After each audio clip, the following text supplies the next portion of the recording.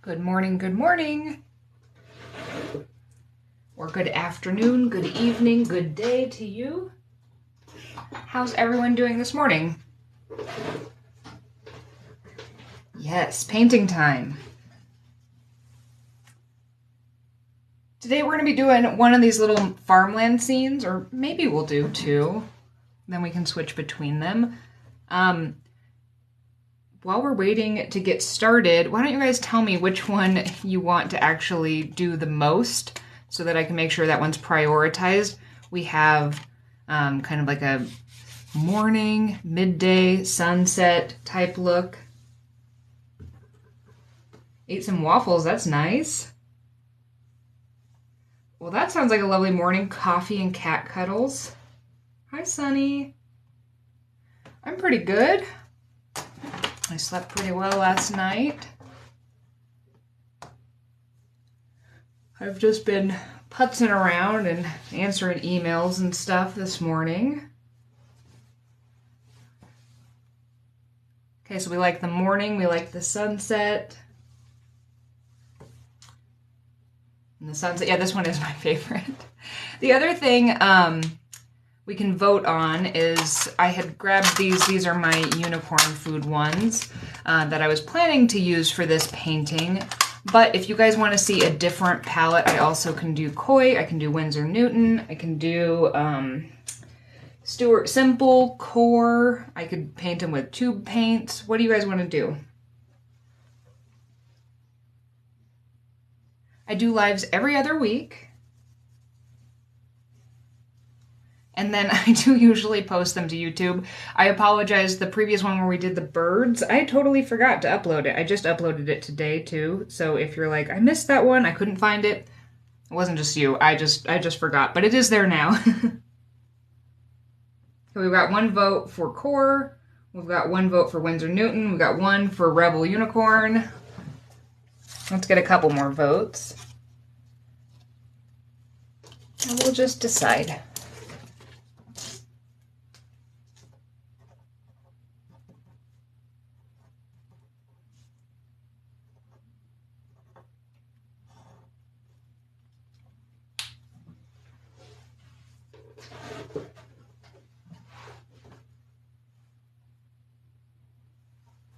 All right, we got 2 for Unicorn.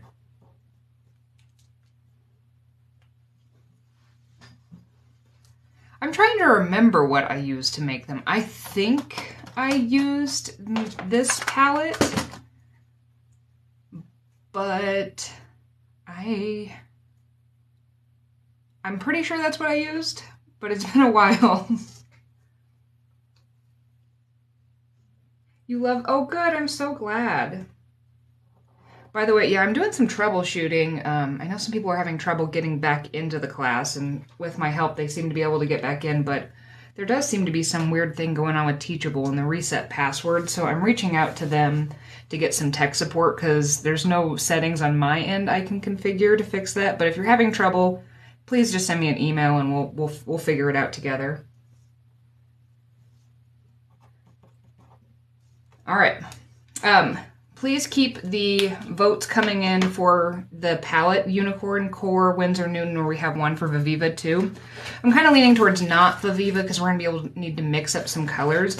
In the meantime, I'm going to prep. I think I'm actually going to use this Arches today, and this is actually a block of watercolor, so I don't need to tape it down. So just in case you want to see how these work, I got to take off this front page here. We have another one for Core. So far, we're tied with the Unicorn palette and Core. So with these, one of the benefits of using a block instead of just like a loose pad of paper is because they're glued around the edges, you don't have to tape them down. They actually stay nice and kind of flat, just painting in them like this. But then you need to remove them when you're done. This was something I was doing that was kind of experimental. So what you want to do is, depending on the type you have, there will be a different slot. You just take like a little palette knife or something like that, and you can just slide it underneath, and then you can just slide it all the way around the edges to remove the paper. Okay, we're still tied for unicorn and core.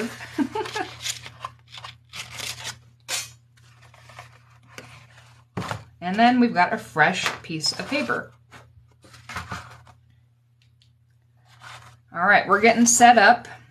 If you're going to be painting along today, you're going to need to grab some watercolors. You'll need some paper. If you don't have a block, you're going to want to tape it down. I'm going to try to keep this just kind of up here in frame because this is the one we're going to work on for the majority of the time.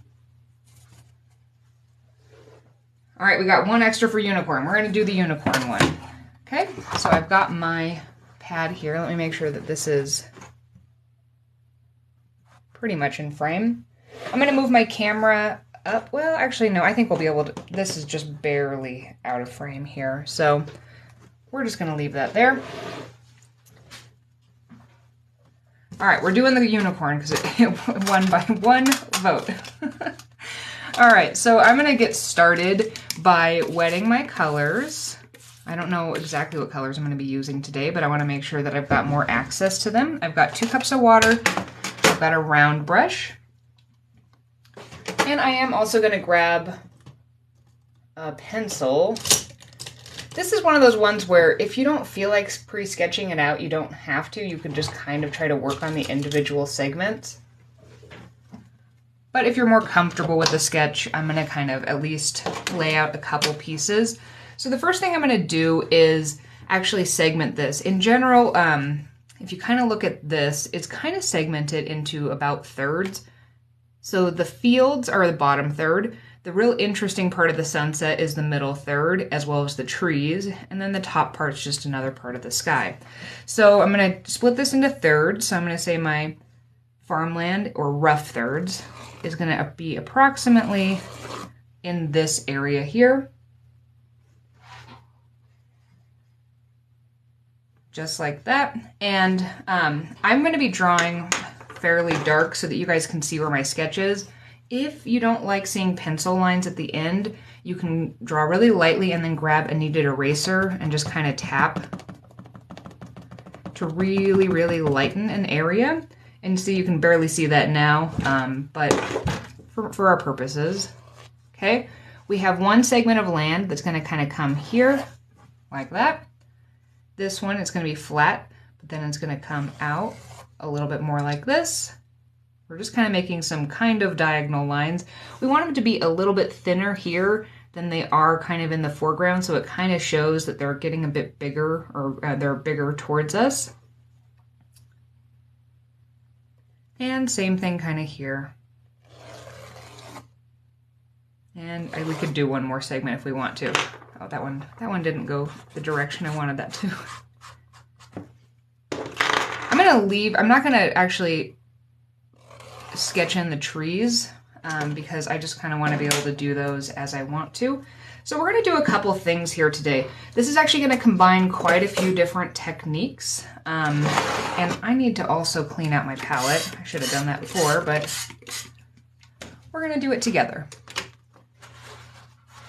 This will be, as long as it records on TikTok, and if I remember to upload it, it will be uploaded. So an easy, quick way to clean out your palette is just to spray them with some water and then just take a paper towel and just wipe them out. So the first technique that we're going to be doing is a wet on wet technique in the sky.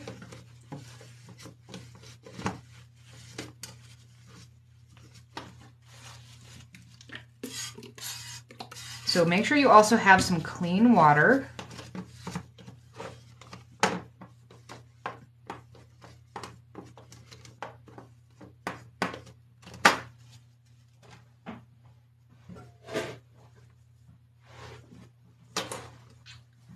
All right, are we ready to go? So the first thing I want us to do is actually mix up a couple of these colors so we have access to them. So in this sky, we can drop into some of these colors directly, some of the more vibrant colors. But for example, the blues, I typically like to have kind of a lighter wash prepared. So I'm going to start by putting a little water in this one here. And then I think I'm going to dip into this blue raspberry, which is kind of like a phthalo blue. Just going to swish my brush around in there and mix it into this water.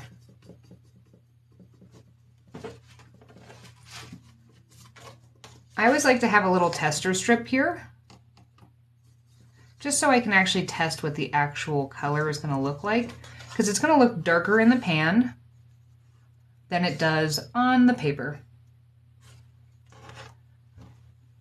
All right, so I've got my blue, and then I think I will mix up kind of a nice light yellow or light pink color too, just to kind of make sure that I can have some control over how dark the pink is.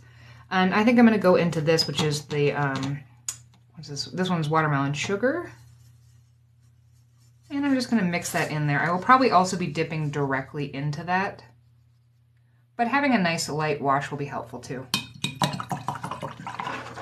All right, so we're going to start by wetting the top third with just some fresh water. So I'm just going to take my brush and just continually dip it into water. And we're just going to wet this whole area up here. We want some of these colors to kind of flow together nicely.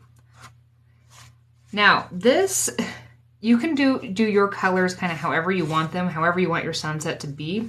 But we do have a potentially dangerous thing happening here because we have blue and we also have yellow. And we don't particularly want there to be green, or I don't really want there to be green in my sky. So one of the things we're going to do is make sure we have a buffer color, which is that pink, because, you know, pink to blue is going to be a nice purple, and pink to yellow is going to be a nice orange, so that we're not going to get the green color in between. So for this one, I've got this nice and kind of damp wet. You could, if this is not quite ready yet, just add a little more water. I needed a little more over there. And then I'm going to concentrate some of this nice lighter blue than just dipping into the pan, kind of up here along the edge. Maybe a little heavier to one side just to give it kind of a little lopsided feel. I'm gonna wash my brush, grab a little water, and I'm gonna kind of soften that just a little bit, and then go into some of this pink. And I'm just kind of touching my brush. And I'm not trying to be too precise because I want this to kind of flow around a bit.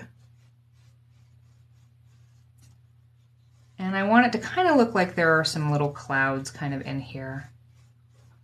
I'm going to go in with some heavier colors in a minute, but I'm kind of just blocking in some of this color. Next thing I'm going to do is wash my brush. I'm going to grab some of this yellow, and I'm just going to tap my brush off kind of here so I can control how much I have in my brush. And I want to place this down where I really want there to be the sun interest. If you go into the farmland a little bit, it's okay. Really kind of bulk it up in one area here. This is really where I want the sun to be. I'm getting a little standing water here, so I'm going to tap my brush off and grab a little extra. Wash my brush again, and then I'm going to dip straight into that pink, maybe tap my brush off a little bit so I have a little more control. And then we're just going to kind of layer this on in a couple areas. It's a little heavier than I wanted it in a couple areas, so I'm going to tap my brush again with the little water in it. Let's just kind of squiggle this out. Every sunset is different, so your sunset might look really different than mine. That's totally fine. We're kind of just lightly touching, tapping, and adding these strokes across the page. I want there to be a little darker blue, so I'm going to actually wash my brush and go back into this blue. And let's just deposit this in a couple areas. If you don't want it to be darker blue, you don't have to.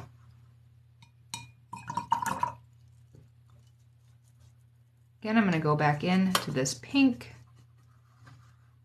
and I'm just kind of layering this on so that we get a little bit of, I don't know if we'd call this necessarily depth, but I guess it is kind of, so that in some areas it's heavier and brighter, and other areas it's not. It'll kind of give it like the cloudy type look to it.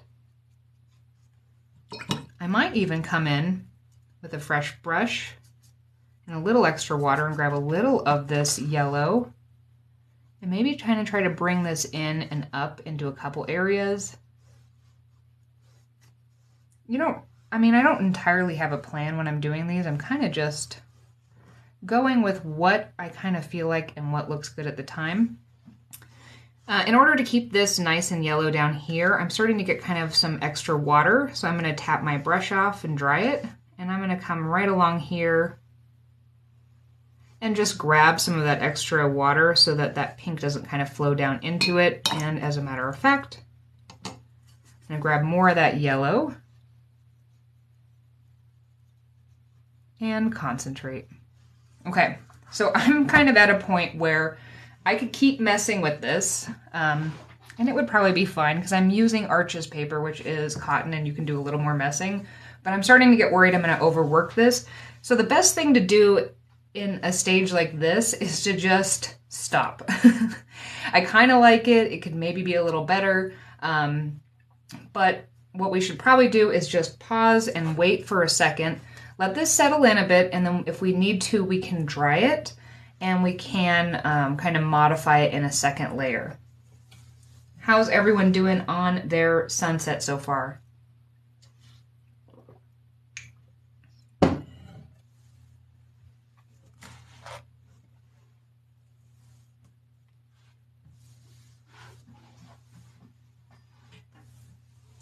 Good. Did anybody do different colors for their sunset than what I did? I love painting sunsets because there's usually not a right or a wrong way to do them, because, you just need to get pretty colors kind of flowing through the sky. Your paper's starting to dissolve. Okay, yeah. Pause. Let's take a step back and let's wait for it to dry. I'm curious to know, what type of paper are you using?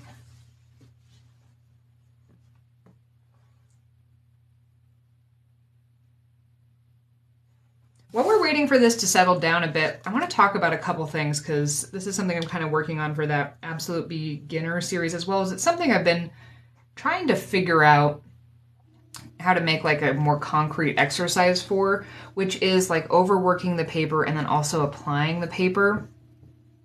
I've noticed a couple things when people first start watercolor, and the people who are on here today, you might have been doing watercolor for a bit. So I might not be talking to you specifically, but this is kind of me thinking out loud, and in case it helps, we'll just talk about it now.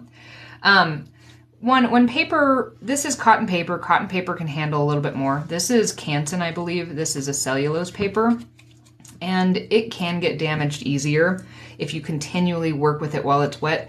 But I noticed one other thing, especially with a lot of beginners or people who are closer to the beginning of their journey with watercolor, is when they place this down, they use a pretty heavy hand, and they're actually being pretty rough with how much pressure they're putting. Kind of like, you'll find if you tend to be somebody who writes really hard and you have a really hard grip on the brush, you might be really pushing really hard. But what we actually want to do is, when we're placing this down, we kind of just want to rest the brush and just kind of swipe it across. Like the brush is almost barely touching. It ends up actually being more like the surface tension between the water and the brush and the paper that just gets applied. And then we can do much smoother strokes, and it will also create less damage to the paper.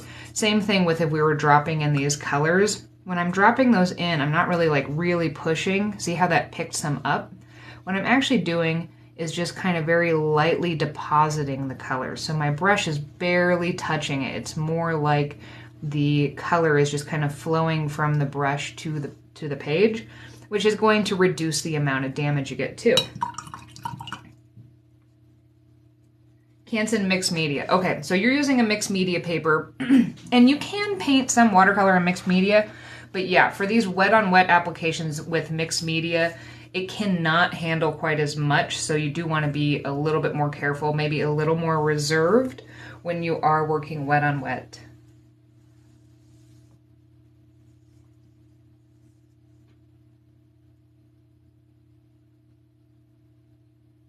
Fabriano works great. Yeah, Fabriano's a nice paper. Trying to figure out who's using what. Hold on. I'm going through the comments right now. It says watercolor paper. Okay, yeah. So yeah, the light touch will also help. So you can even see when I pushed down really hard how it still has some of this kind of pulled up. And we're also getting a weird kind of area of drying, but it's just going to cause a little more damage. This is your first sunset? Oh, exciting. All right, so we are kind of at a stage here where this is, it's not dry, but it is fully settled in. I kind of want my sunset to be a little more spectacular, and I think it would be interesting to show you how to add a second layer. Now, if your paper is already starting to dissolve, you might just want to call it where it is. This will, I mean, this could actually be really pretty even as it is once I put in the other details, but I do want to show you how you can modify something with the second layer, so I'm going to go ahead and do that. Now, in order to do that, I need this layer to be dry. So when we are painting a second layer to kind of add to or to fix things in a previous layer, if I were to go in right now where it's dry-ish, it's actually going to create those back runs, which are, let's see if I write an example of that, kind of where it separates a bit and kind of pulls back. I don't have a good example of that sitting out here, but it'll do some weird things to it that you're not going to expect. So the best way to actually solve that is to just stop and then actually dry it. So I'm going to get my handy dandy heat gun, and I will be turning this on. I will probably need this on for about 20 to 30 seconds. So if you're sensitive to noises, now is a great time to just mute me or turn the volume way down for about half a minute, and then we'll get back to this. So I'm going to be turning this on in 3, 2, and 1.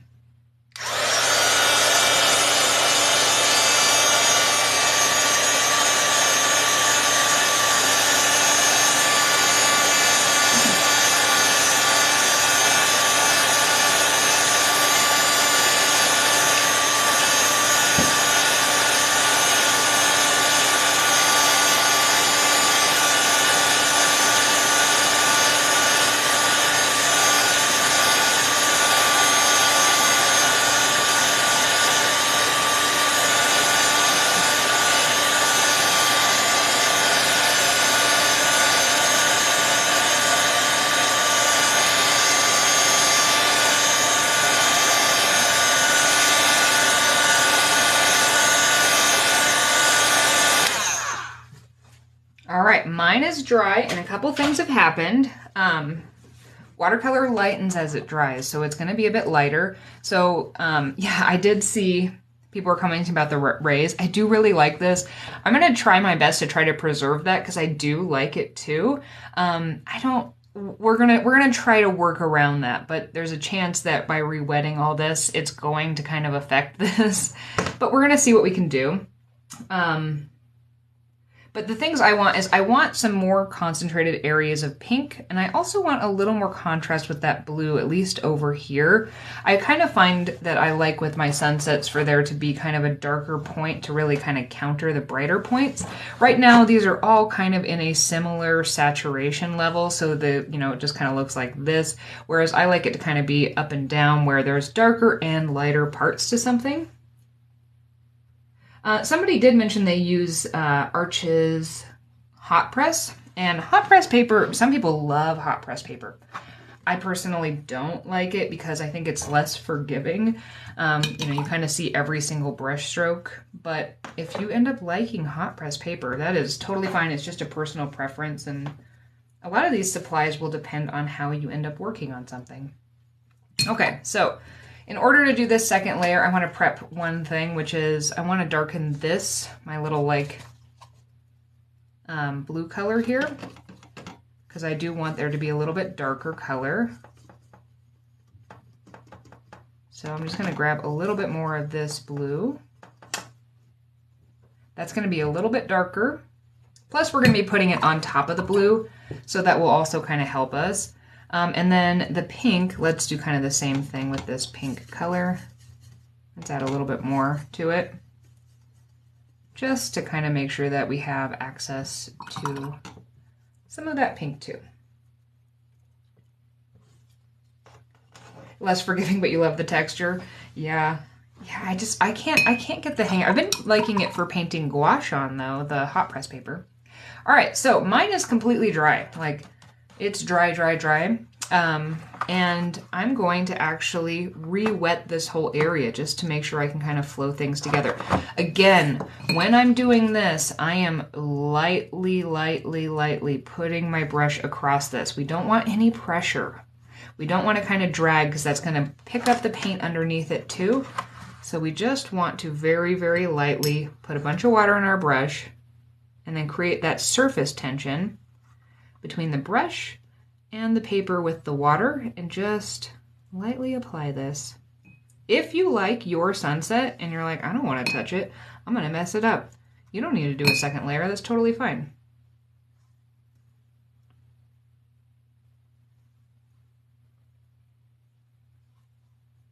Okay, I'm trying to be very careful. And the reason why I'm wetting everything here is because even though I might not be putting color all over everything, I want to make sure that it's always going to be kind of a soft flowing edge. I don't want it to ever kind of just stop. I'm going to also grab some of this water at the very bottom just to make sure I don't have kind of this puddle at the bottom. All right, I'm going to come back in. My two things I wanted to do were darken up over here.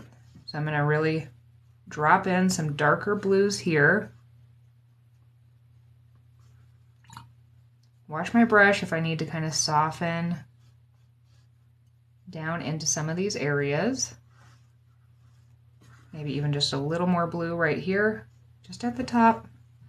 I want some more bright spots of this pink, so I'm going to wash my brush, grab some of this pink, and where I already have a little more concentration might be where I kind of start.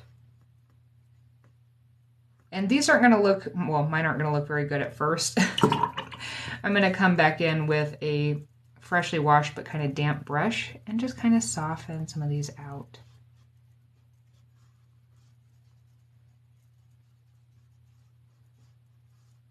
Just a little bit.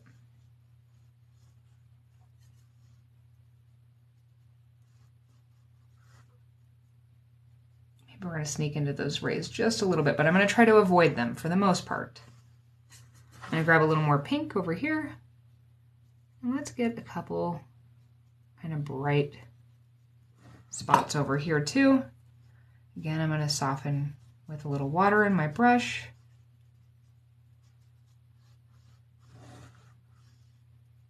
I'm going to pick up this extra here, and see, I can avoid that area and we still have some of those sun rays, so I think I'm gonna try to keep that. This area still needs, I feel like it still just needs a little something, I don't know. Maybe what it actually needs to break it up is a little of this yellow. Let's bring in, so we get a little color difference over here. I'm gonna try to stay away from that blue as much as I can though. And there. Okay, I like that a little better. I like it a little better. Okay. All right, I'm starting to get to the point where I'm going to mess with it too much. So, for me, paintbrush down.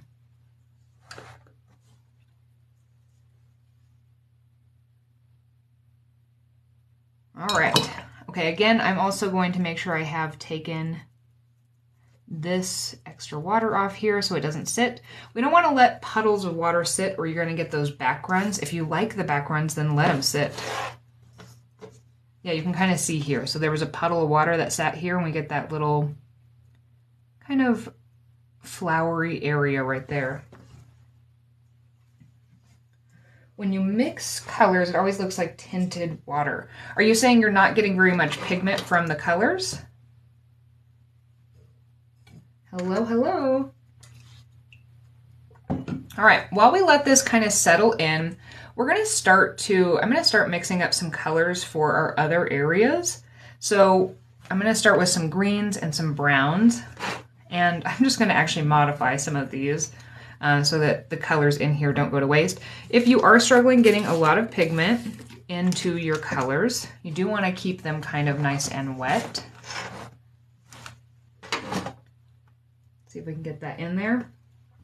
Yeah, if we pre-wet them, let them sit for a little bit, it's just gonna let your brush pick up more of that pigment to transfer over here to actually mix the colors.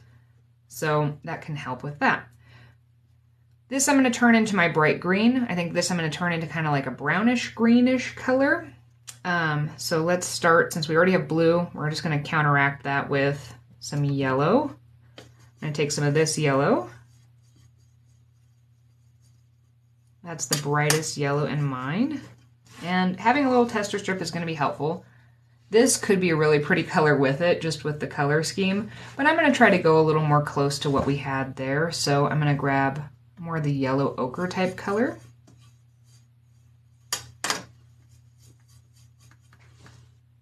Let's check on that. That's a pretty good color there for that, but let's mute it a little bit because since this is at sunset, oops, I just dripped some water there. We might get an interesting effect there on accident. It might be a little bit more muted, so we could take something like a teeny amount of that red to mix in. There are greens in this palette, but I'm just kind of trying to use what I had there. And then we have a slightly more muted type color there. We're going to be dropping in other colors in those too, so if you don't have exactly what you want, it's totally fine. We just kind of want a nice base green color. I need to get another tester strip. Used pretty much all of that one.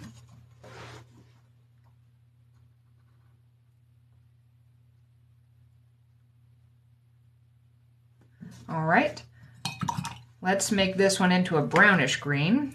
I already have, okay, so the reason why I'm saying brownish green into pink is kind of a red color, and red is the opposite, the complementary color to green, which actually cancels it out, which will kind of mute it and give us more brown tones.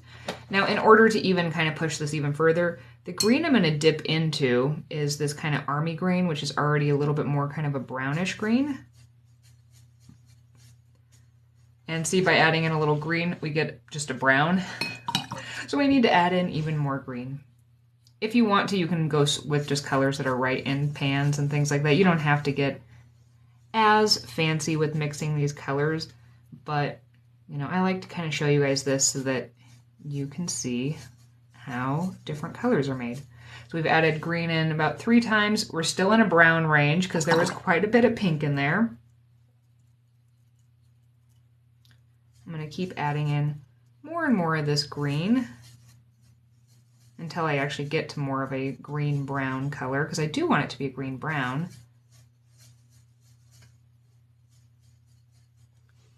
Okay, we're finally getting more green in there. Or are you talking about for the echo, like the drip of water?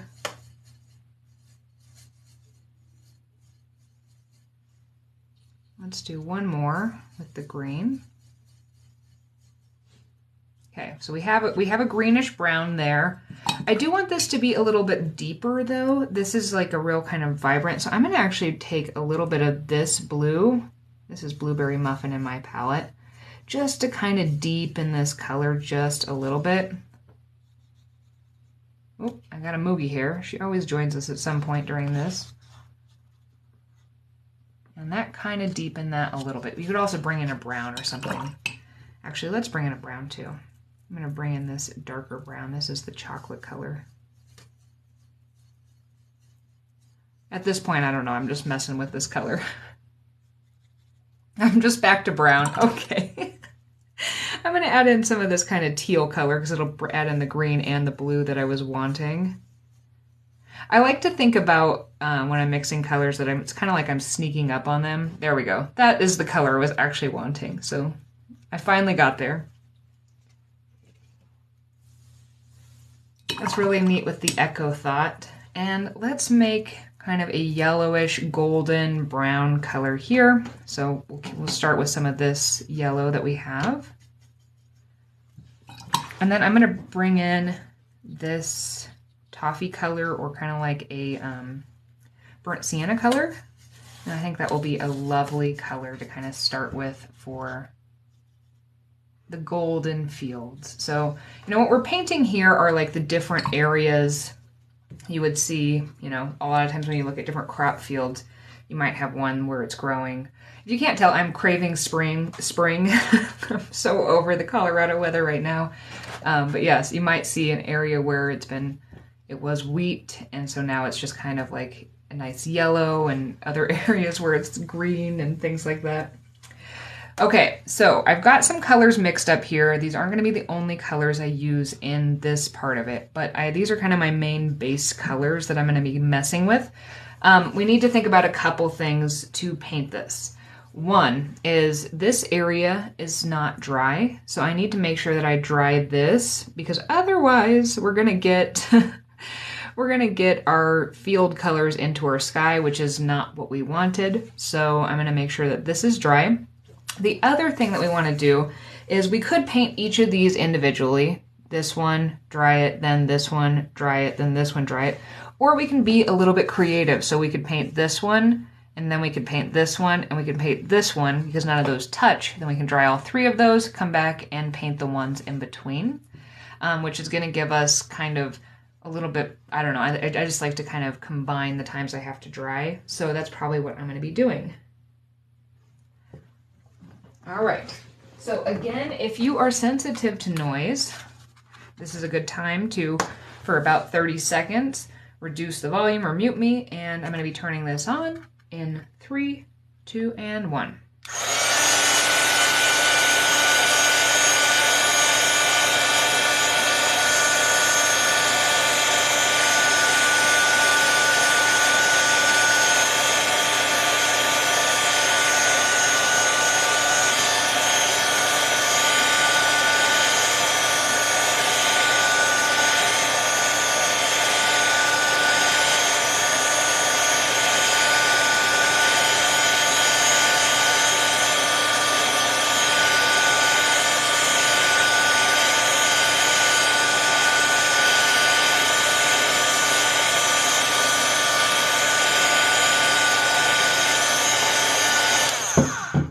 All right, that should be dry enough. So I am using the Unicorn Food palette. This is a paint palette that I had manufactured. So I don't technically make these paints. I was able to, like, you know, select the colors and modify and stuff like that.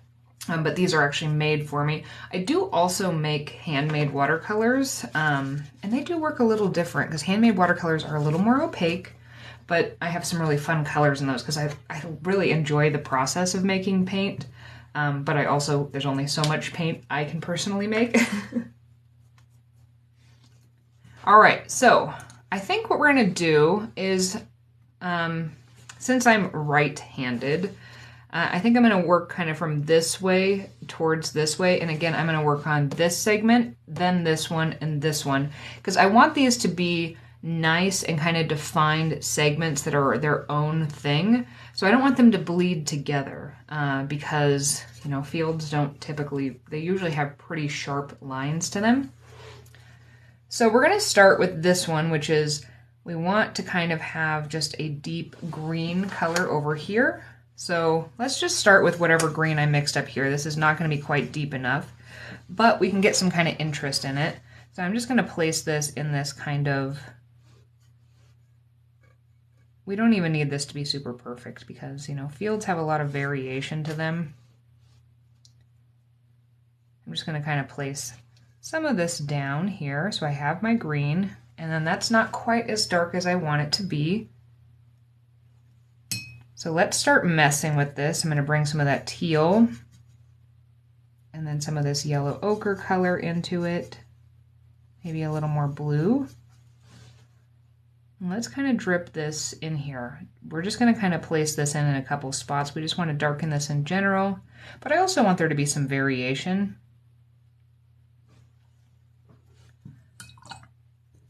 Maybe we'll even take a little bit of this kind of dark green brown and place this like right along one of the edges. There, we got kind of this one we don't need to overthink. We just want some darker green colors kind of over in this slice here. Okay. So So I'm intentionally going to leave this one blank for now so that this can kind of stay as it is. You know, the other thing you could do if you wanted to allude to like the sun hitting certain areas is you could take a damp and dry-ish brush and you could lift out a couple little areas just to get some like pockets where the light was hitting or something like that, but you don't have to do that. On Arches paper, it takes a little bit more to actually lift out because this like really holds onto the paint really nicely. Okay. So then we're going to go into this one. Wait, how many did I have? Did I add it? I added a segment, didn't I? That's 1, 2, 3, 4. I've got 5. Okay, so what do I want to do? Do I want to keep...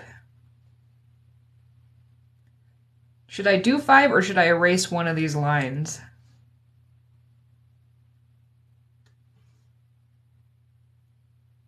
Because I added in one extra one.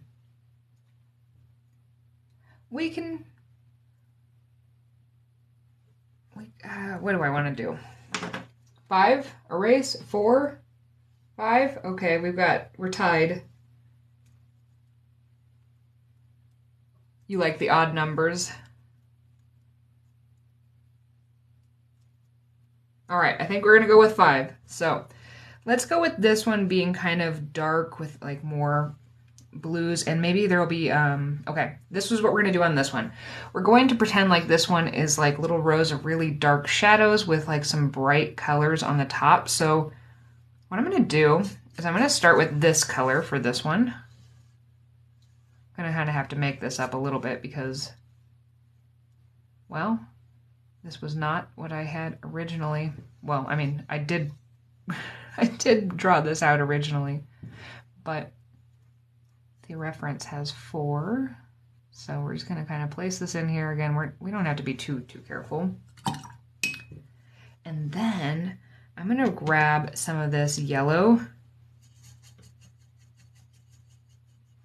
and some of this brighter green color. Oh, that one was not fully wet, and I just kind of grabbed some. Maybe some of this. This yellow is a little more opaque, so it'll sit on top a little bit. And let's bring in these in kind of these like row type things. So we're creating, I'm just very lightly dragging this across. Oh, I went into the sky there a bit. So I'm going to take a paper towel and let's just dry that off real quick so it doesn't go in there too far. We can cover some of that up with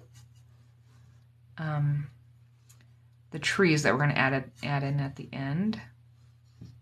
I'm just kind of going to drag this through to create some different line textures. Maybe even grabbing a little more of that bright yellow to put in a couple areas. We're kind of creating the, you know, the rows that would be in this field, just to kind of get some interest going there.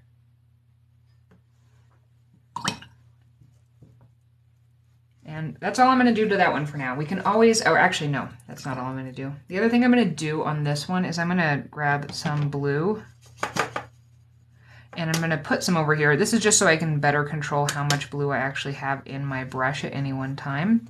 And right along the edge, I want to create kind of like a shadow because the sun would be coming from this way, so this backside would be in shadow. So I'm going to drop some dark, this blue color right along the edge, just to make it seem like this side is more in shadow than the other side. Okay. I think this one will be another green one because I do think that one of the interesting things is this one's kind of in that third quadrant, and it's one of those, the interest points being a different color that kind of breaks it up. So this one we will make that kind of yellowish color. But this one over here is another one that's kind of a nice one to have as kind of an opposite. So we're going to start with this color again, but then we're going to be dipping directly into these brown colors. And we're also going to be kind of squiggling up to kind of show that there's some texture there. So I'm just going to place this color in here. And as you can see, I'm not being super careful about how I place these colors in because, you know, the whole thing is going to kind of create the illusion for us. And then I'm going to grab some of this brown color, this chocolatey color, and we're going to put this in, and as we come up here, as it gets closer to us, we're going to be able to define more details. So we're going to kind of just squiggle our brush up to kind of show some of those plant shapes. And then let's add in some of those rows. They would get technically a bit thicker as they got closer to us.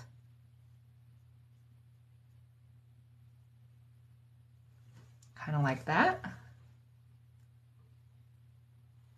And then let's add in some blues too, because I want to darken this even more. So we're going to take that same blue that we used over here. And let's darken the back sides of some of these. Just kind of dropping that in a little bit.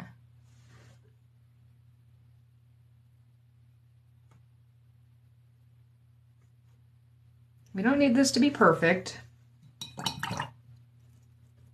We're just trying to get some, you know, we're using like the same colors over and over again. We're just kind of configuring them a little bit. The other thing we could do is, I missed a little spot there, so I'm just gonna kind of squiggle my brush around there.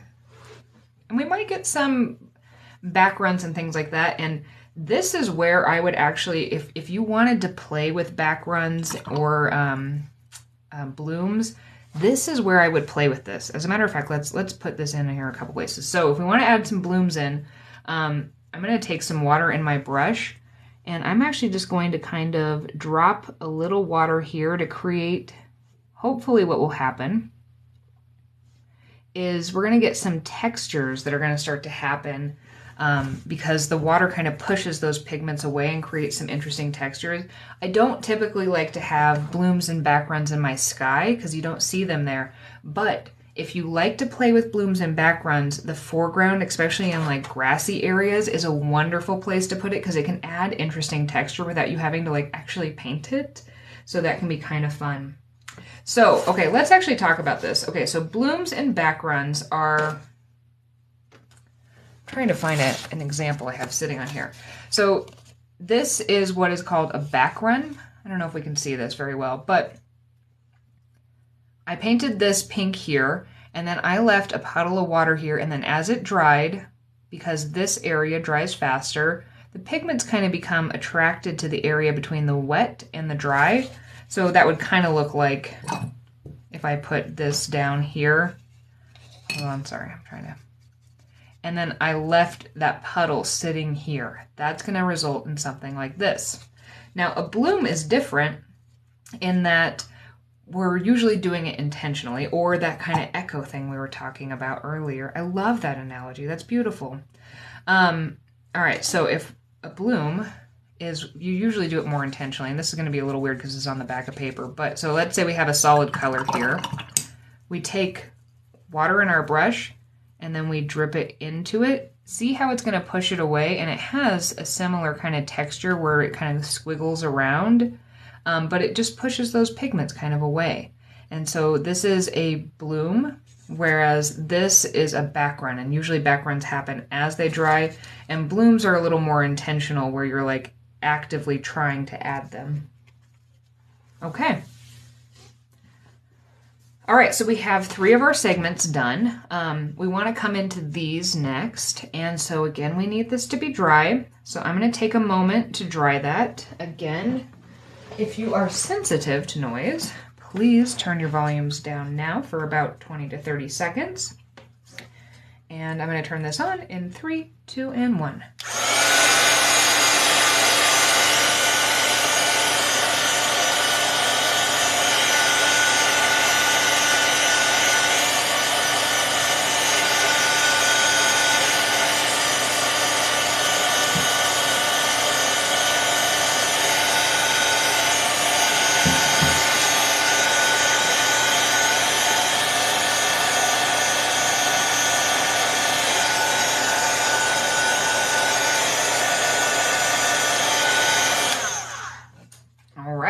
Okay, so let's actually look at this because look how cool. Let's see if I can get this closer.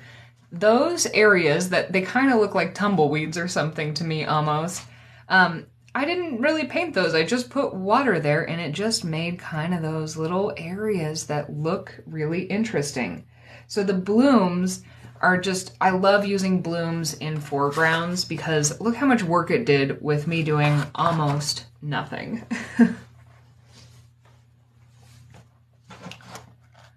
Also, so recently I live in Colorado, and recently we went out to the Pawnee Buttes, which is like way, way, way eastern Colorado, very flat. And it was real windy, and as we were going there were so many tumbleweeds, and my husband was like, I used to think tumbleweeds were like almost like a fake thing. Like, I don't even know how many we ran over that day. Okay, so this one, let's make this a more vibrant green to kind of break these up. So let's actually modify this green we have here. I need to re-wet some of my colors. They've been sitting for a bit. So I'm going to bring in this bright green, which is my key lime pie.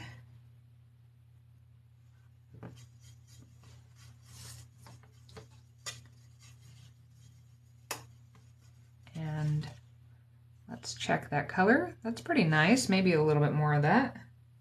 You've never seen one in real life? Yeah, I grew up on a farm in Colorado, so I'm pretty familiar with them. It was one of those funny things where, yeah, you know, you realize, like, because of different situations, like, they were a part of my almost everyday life. But, you know, for a lot of people, they aren't. Okay, so I'm going to take this kind of brighter green color and let's place that in here. I think I need a little more water. Just going to put a little more in there.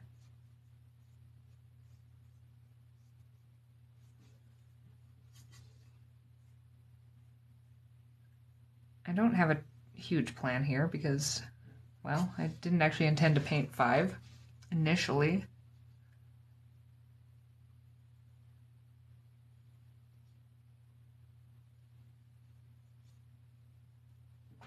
Okay, so what I'm going to do next is I'm going to again bring that blue here kind of along that edge to create a bit of the shadow that separates these two fields, because there would probably be some greenery that would kind of be casting a shadow. I'm just kind of scribbling that along the edge.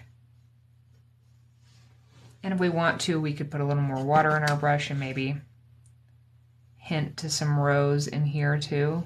These don't need to be perfect. That's kind of, this should be the title of this lesson is, this doesn't need to be perfect. I'm gonna I've got some of this kind of like very bright greenish yellow color, and let's drop this in a couple places. Just to create, maybe even especially here where that yellow is, because it would kind of be casting a nice kind of glow. You know, the sun. And I'm going to make sure these touch too. Okay.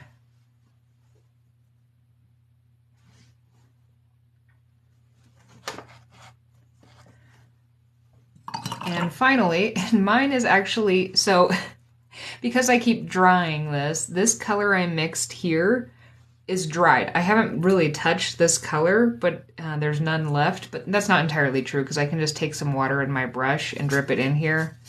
And look at that, I've got my color again. Okay, so this one, what we're gonna do is we're gonna place this color, which is kind of that golden color, all in here. I'm gonna come back in with some of the browns to make kind of the rose, and then let's play more with those blooms because that was fun. That was fun for me. All right, just gonna place this color in here. The other thing you can do if you want is, in general, as things get closer to you, they're brighter. So like if you're like, I'm just feeling like this is kind of flat, one thing you could do is put some water in your brush, and then you can just wash this towards here to kind of lighten it and kind of just make it a little bit more dissipated as you go further away from you, which can help create some depth. That's not really the entire point of this lesson, so I haven't been focused on that, but that is another option. See how much that's kind of like pushes that part into the distance where this is brighter? So you could consider doing something like that. I'm gonna grab some of this brown. I'm actually gonna mix in a little of that other brown too. And then we can come in here and very lightly deposit some of this.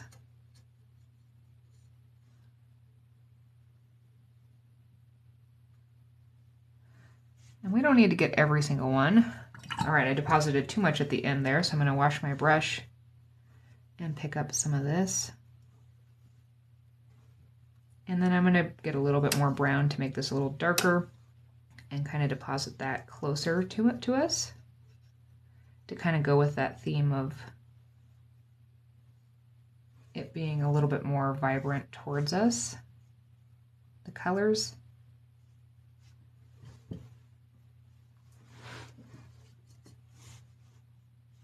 My rose, I would not be very proud of myself if in real life I planted these rows.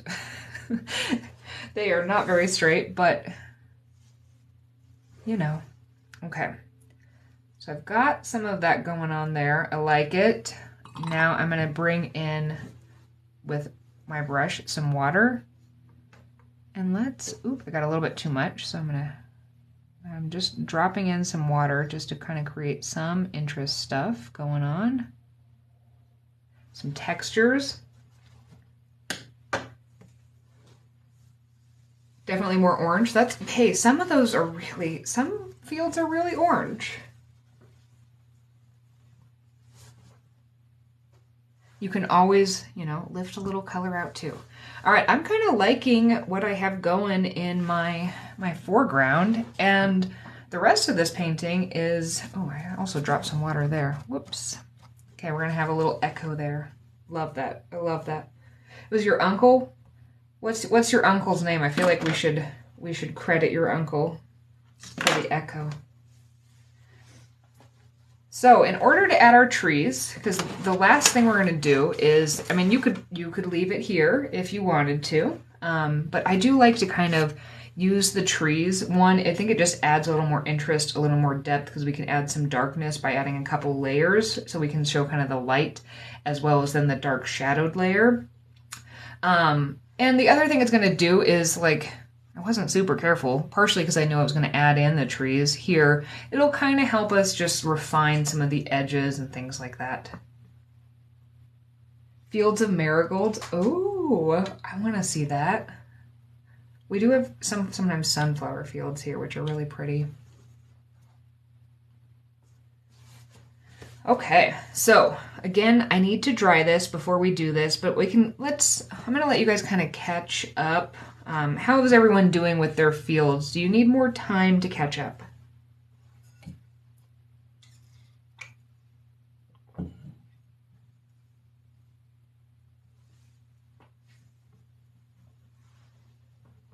Oh, you guys are too nice. We do have a smaller crew today, but it's kind of fun. It's like we're in our like little private class, you know? Okay, you need some time, or we've got one person needs a little time, somebody needs some time to catch up. So you're officially fascinated with, aren't blooms fun? Watercolor, I feel like, is the one art supply that really works for you. Like, you know, you have to work acrylic and oil and things like that, but like watercolor, it can be like, hey, I got this, just put a little water here, and then you don't have to paint it. All right, seems like most people are ready to move on. What we're gonna be doing now is, again, this will give you a little extra time too, because I'm gonna dry this real quick so that I don't have to, once I mix my colors up, wait to dry it again. So again, if you're sensitive to noise, you probably know the drill by now, but I'm gonna be turning this on in 3, 2, and 1.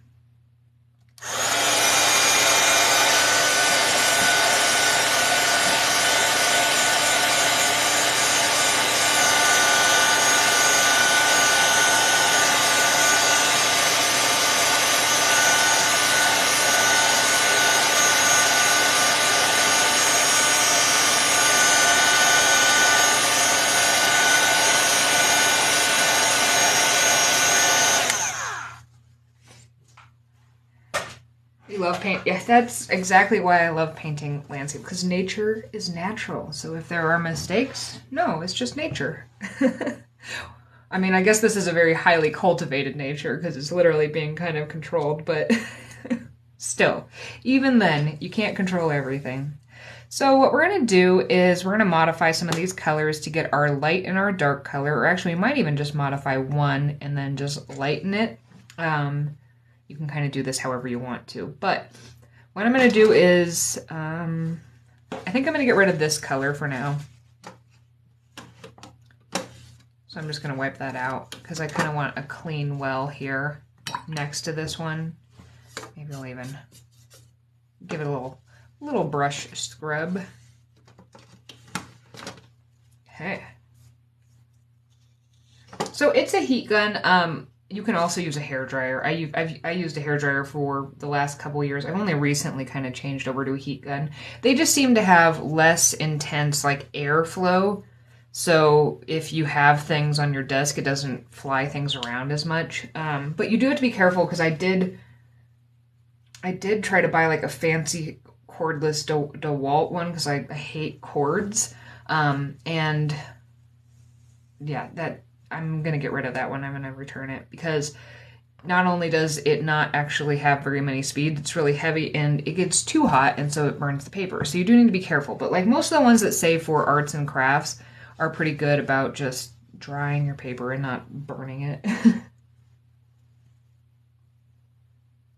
All right, so mixing up this color, I'm going to mix up my darkest color and then we'll lighten it to have our other layer. So I'm going to just start with this base green and we're going to, I don't know, let's just add a bunch of green into this and then a bunch of blue because I want this to kind of be like a greenish, bluish color. And I want it to be pretty dark.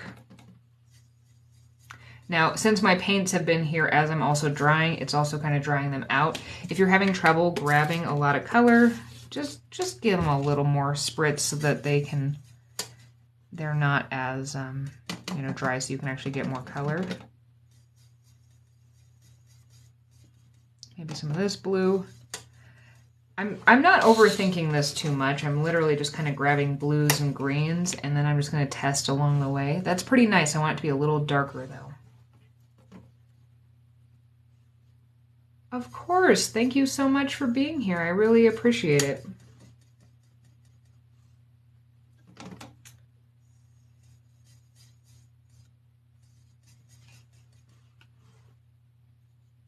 There we go. So I added a little more. So that's going to be my darkest layer, which is going to be my final layer. But what I'm going to do now is I'm going to put a little water here. And then just whatever I have in my brush will be kind of my starting point for my first layer of these. That could be good, or maybe I'll take one more brush full. Just a little darker. Maybe it's the same, I don't know. All right, so what we're gonna do here is we're just gonna be kind of squiggling across the page. So we're kind of trying to clean up the horizon line a bit. And I'm gonna try to do this across here, but if you're struggling with this, I do recommend, depending on which hand you are, turning the page so it's a little easier on you so you can kind of go at an angle and things like that. I'm gonna do my best to go straight across so that you guys can get a better look at this, but yeah, that will kind of help. So usually what I do is I just kind of make a line across the bottom and then I will kind of come back up and I'm just literally kind of shaking my brush. And because watercolor is transparent, what's going to happen is we're placing it over those lovely pinks and yellow colors. And so it's going to kind of do a bit of a glazing effect where it actually kind of looks like, you know, the sunset is kind of shining on some of those areas. Now, wherever I want there to be kind of the most interest as far as the sunset, I'm going to make sure it dips down a little bit more. So I kind of want mine to be right around here. So I'm going to keep those trees low there because that'll kind of force the eye into that.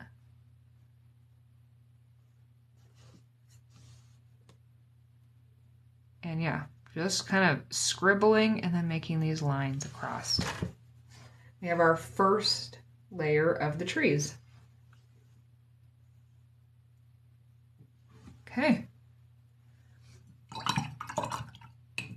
I'm going to dry this, and then we're going to go in with the darker color for the second layer of trees. Again, if you're sensitive to noise, turn me down for a minute, and I'm going to turn this on in 3, 2, and 1.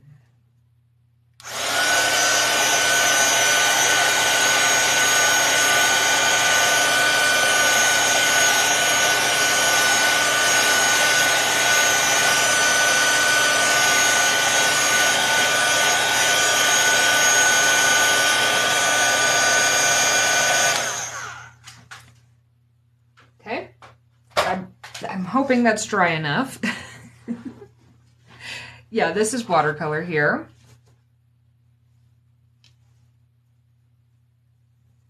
So what we're going to be doing is, I mean, again, at any point during this painting, you can just stop if you're like, I really like it. I feel like I'm going to mess it up if I go any further.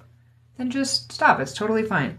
But what I'm going to do is that darker color that I originally mixed up. Now I'm going to do a second layer of those trees, just to kind of have some more darkness. I'm also going to just double check that this color is still as dark as I think it is. And I think I am going to put a little more blue in there just to darken it just a little bit more. There we go. And we're just going to do this across the page again. So we're going to kind of, what I recommend doing is kind of varying. So maybe in certain areas where it dipped, maybe it goes up further in the second layer. Maybe it's a little bit smaller in some areas, just to kind of give it a little more interest.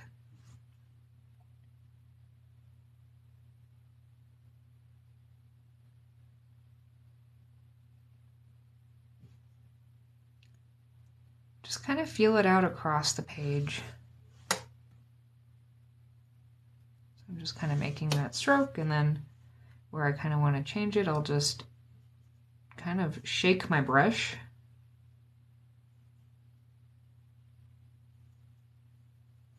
Again, I'm going to try to keep it nice and kind of light right here. Maybe there's really not anything there.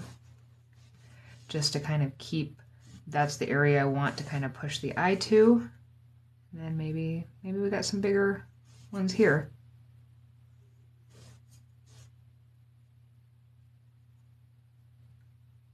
Just like that. There it is. Oh, how fun. Okay, yeah, these are some of my favorite things to paint. Just seeing them all kind of come together. And the idea with a lot of these elements, the way I design a lot of my paintings and things like that, because, you know, most people who follow my tutorials, I mean, some people who follow my tutorials are absolute just like experts. But most of them are newer to watercolor and things like that. And so I like to try to build in these elements where we can, what I call hide and highlight. And so, for example, in this painting, the tree area is made to be an area that kind of we can highlight, so we can decide where there's going to be kind of that dip so that our eye goes to a certain area. And then we can also hide, for example, since I wasn't super clean about my edges over here, you can't tell I wasn't clean about it now. And so we can hide and we can highlight different areas.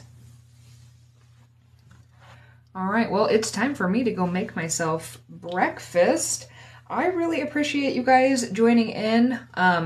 Also, yes, if I forget to upload this one, because I forgot to upload the birds, which I just uploaded before this class, so that one is available on YouTube. But if I forget again, I do like to have these available on YouTube in case you caught this like at the end. You're like, whoa, I missed like half of this. Or, you know, people have to work and things like that. I do want to make sure they're available to everybody. So if you're like, I really wanted to do that one and I don't see it, just remind me. I probably just forgot. Every once in a while, it's a problem where TikTok doesn't actually save it, but most of the time it's my fault. So anyways, thank you guys so much for joining me. If you do want to, please share these on Instagram and tag me. I love seeing them. Love, love, love. I'm starting to get to the point where I'm getting too many like messages to actually be able to see them. But I do try to go through my mentions and notifications and stuff like that. Because then I can browse them and I love seeing them. Also, if you're on here, whoever did those critters the other day, oh my God, I have not stopped thinking about those. Those are incredible. Anyways, I really appreciate you guys for spending some time with me today, and I hope you had tons of fun, and I will be back in 2 weeks with another lesson. All right, have a good day.